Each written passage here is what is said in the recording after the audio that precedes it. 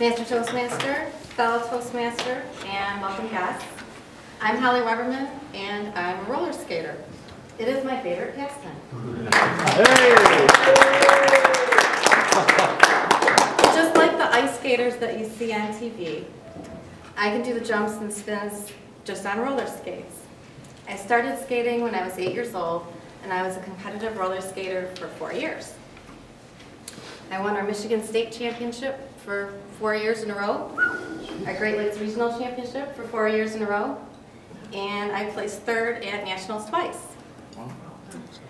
So I learned a lot about a lot of things at the roller rink. It's the foundation for who I am. It made me who I am today. I learned a lot of lessons there that have served me well throughout my adult life. I learned about hard work, and that pays off. Dealing with constructive criticism, taking it in. Dealing with competition, and never giving up, especially when you fail. Every day after school, I practiced for 3 hours. I was there at that rink at 5 in the morning on Saturdays and Sundays, and I skated 25 hours a week, every week, for 4 years. I did my jumps, I'd fall down, I'd get back up, try it again, get back up, try it again, fall, get back up, try it again, and I got a little bit better and a little bit better, and I never complained because I really liked to do it. I loved it. It was so much fun, skating fast and the music, and I just loved it. So I practiced hard, and it paid off. This has helped me well as a salesperson because you make your cold calls, and you make your cold calls, and you do your follow-up calls again and again, and you get the no, but you don't give up because no just means not yet, right?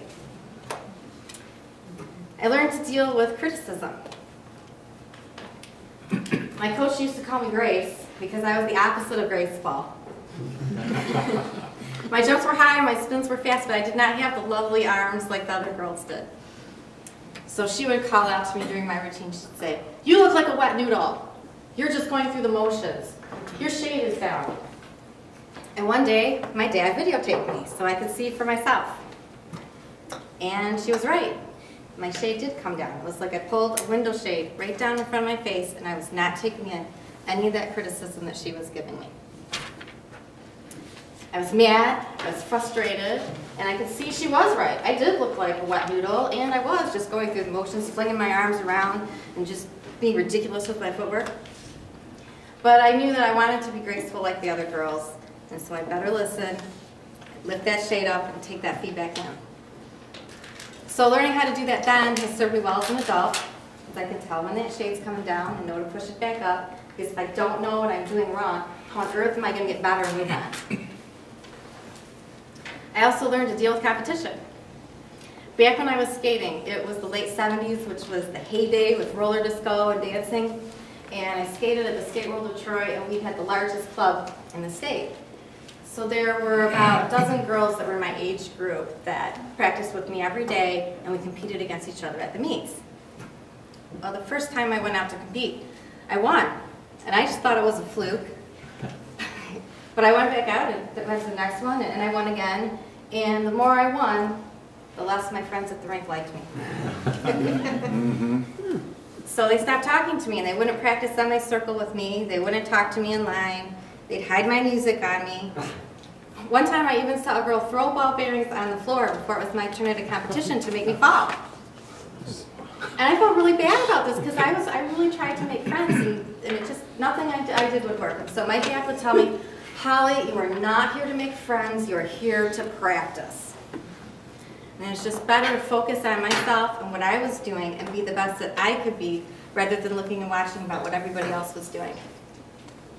So that serves me well as a salesperson on a competitive sales team too. So not everybody's going to like you, everybody's got their own issues, and it's not for me to make them feel okay. The best way for me to grow my business is to focus on my own folks, my own customers, grow my own skills, and stay true to my own style. But the most important thing I learned was dealing with failure and to not give up.